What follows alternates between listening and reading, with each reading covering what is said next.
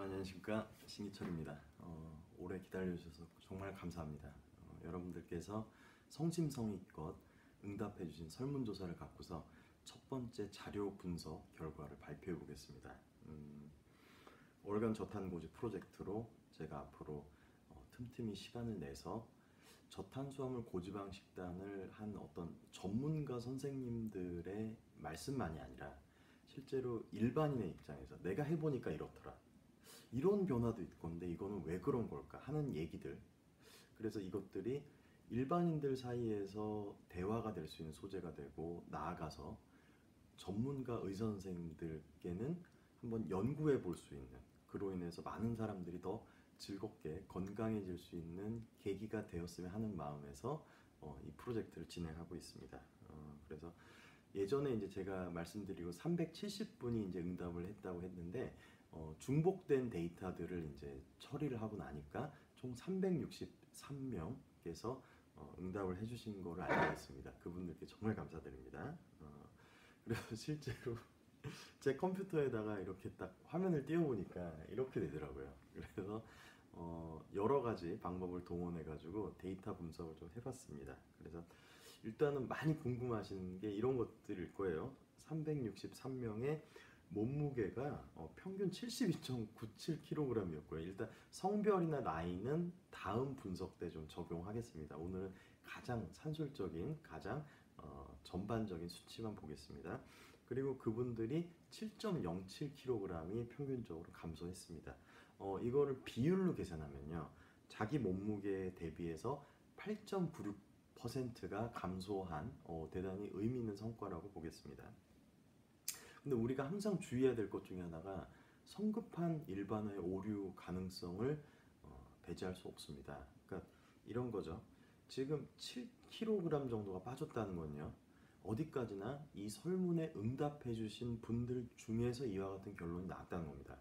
저탄수화물 고지방 식단을 하면 무조건 7kg가 빠지나 한 6개월 정도 하면 그거와는 다른 의미라는 걸 알아주셨으면 합니다. 당연히 염두에 두셨겠죠.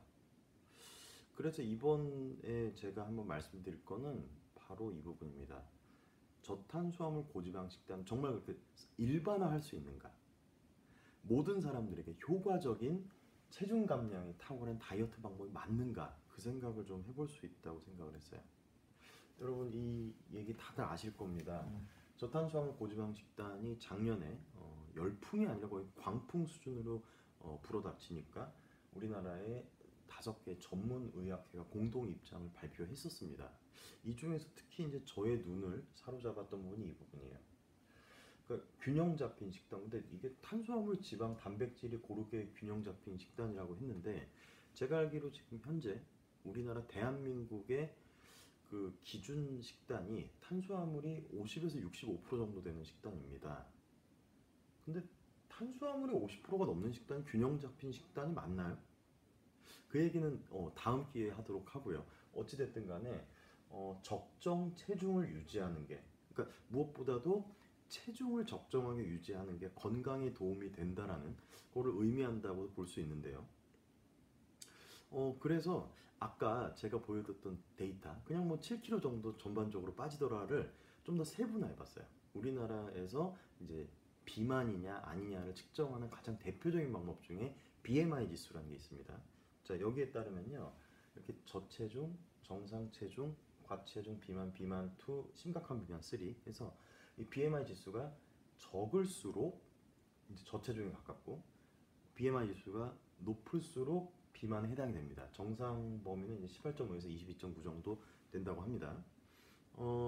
한번 봤어요. 했더니 전체 평균은요, 저탄수화물 고지방 식단을 하신 분들, 그러니까 정확하게 얘기하면 설문에 응답하신 분들 평균이 26.64에서 25.08로 1.56이 감소가 됐고요.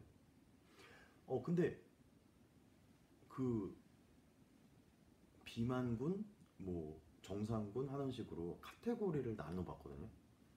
심각한 비만이셨던 분들 5명이나 성급한 오류의 가능성은 있습니다. 성급한 일반화 오류 가능성이 있는데, 이분들이 평균 25.6kg가 감소하고 BMI 수치가 8.7이 감소했어요. 이건 진짜 놀라운 결과입니다. 그런데 비만2, 이제 비만 정도가 앞에보다는 약간 좀 덜한 편입니다. 74명께서 이제 해당이 됐었는데 평균 12.45kg, 아까보다 거의 반토막이 났어요. 근데 그래도 6개월 정도 동안 이렇게 빠졌으면 정말 대단한 거라고 생각합니다. 평균 BMI가 4.39 정도 감소했고요. 비만 1단계에 해당되는 분들 122명은 평균 8.26kg. 그러니까 지금 이 패턴이 보이세요? BMI 지수가 내려갈수록 몸무게가 빠진 정도가 좀 달라지고 있습니다. BMI 3.06이 감소했고요. 과체중군 75명은 5kg도 채 빠지지 않았고요. 1.7 정도 감소되고 정상 체중인 분들은 2kg밖에 감소가 안. 그러니까 이 정도면 거의 무슨 뭐 다이어트로서 효과가 없는 거죠. 이게 아무 말 대잔치에 해당되는 얘기가 될지도 모르겠습니다. 평균 BMI 0.74밖에 감소되지 않았고요. 근데 이분들은 좀 제가 좀 이해하기 힘든데, 아니 저체중인데 다이어트를 하신 분들이 있었습니다. 이건 좀 다행이라는 생각이 드는데, 이분들은 1kg도 감소가 안 됐어요. 평균적으로. 평균 BMI도 0.04 정도 감소했다고 보이고요. 여러분, 제가 그래프로 만들어 봤더니 이렇습니다. 그러니까 심각한 비만 쪽에 계신 분들의 체중 감량 정도와 BMI 감소 정도예요. 점점 BMI 지수가 증가할수록, 그리고 비만에서 정상으로 갈수록, 혹은 넘어서 저체중으로 갈수록 저탄수화물 고지방 식단을 통한 체중 감량 효과, BMI 수치 감소 효과는 줄어들었습니다. 비만 정도가 낮을수록 체중 감량 효과가 작은 거고요.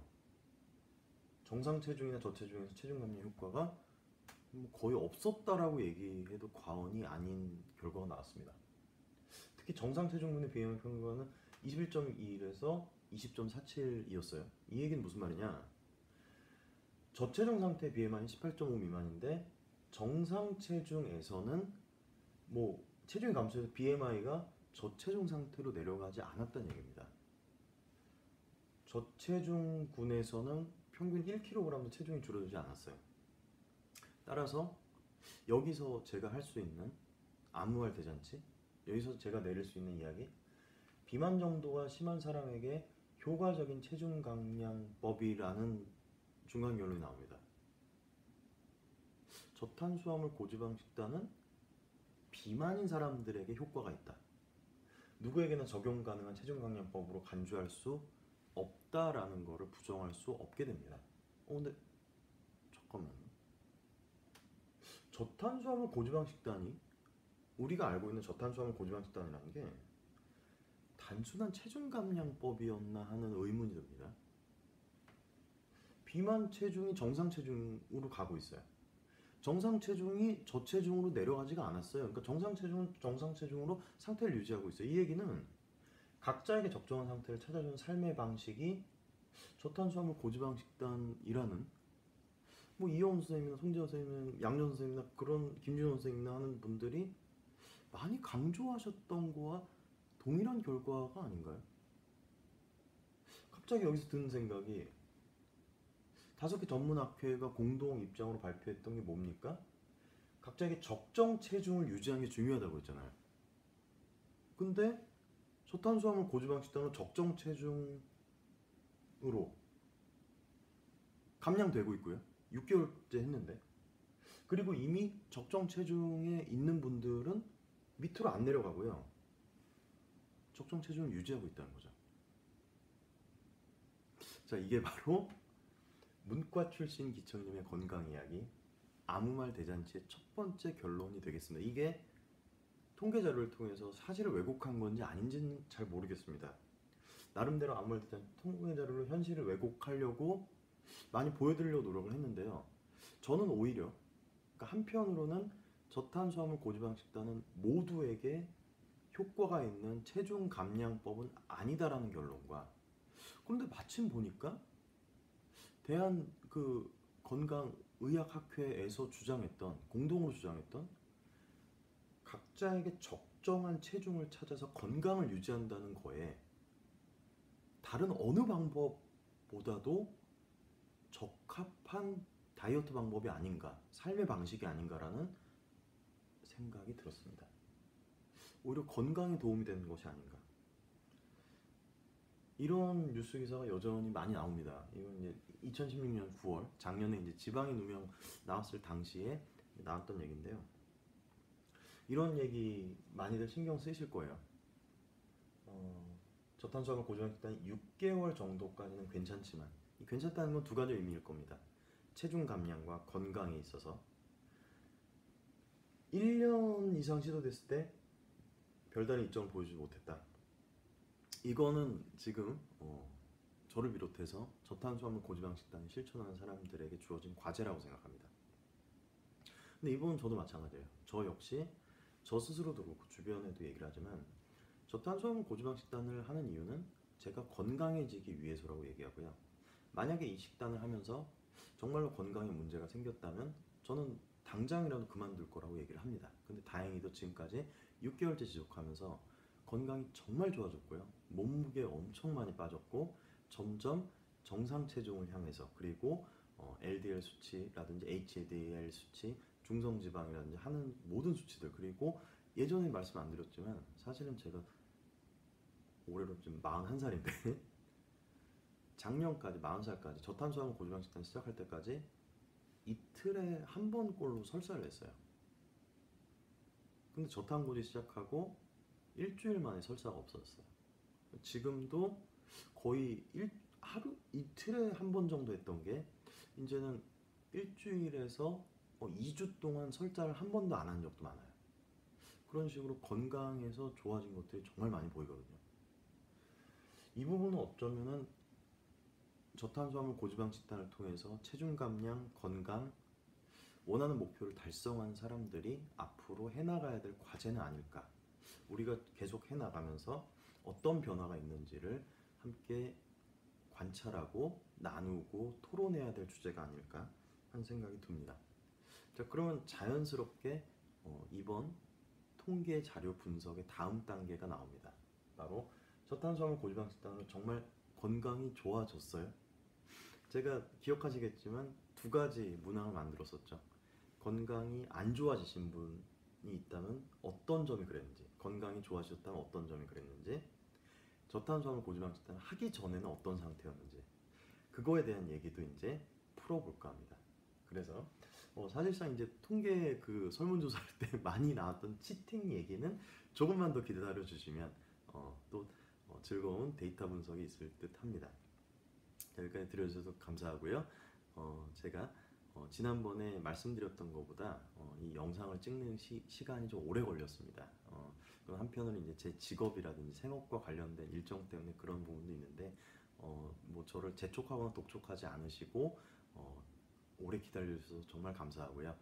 그리고 제가 지금 나름대로 내린 중간 결론에 대해서 얼마든지 피드백, 반론 제기 혹은 옹호하는 이야기들 여러 가지 의견들 정말 기다리고 있습니다. 제가 옳다라는 것을 주장한다기보다는요. 제가 이번에 이런 결론을 통해 이번 이런 조사를 통해서 이런 결론을 낼 수 있는 거 아니냐라고 의견을 제시하는 겁니다. 제가 중요시 여기는 거는 저탄수화물 고지방 식단이 무조건 옳다라기보다는 이런 변화들이 일어났다. 나만 그런 게 아니더라. 많은 사람들에게 이런 변화가 일어나더라. 이걸 통해서 정말 우리가 즐겁게 건강해지는 방법을 찾아가고 그리고 그걸 많은 사람들과 함께 나누었으면 하는 바람이 크다고 얘기하겠습니다. 자, 지금까지 신기철이었습니다. 여러분 지금까지 감사드립니다. 안녕히 계십시오.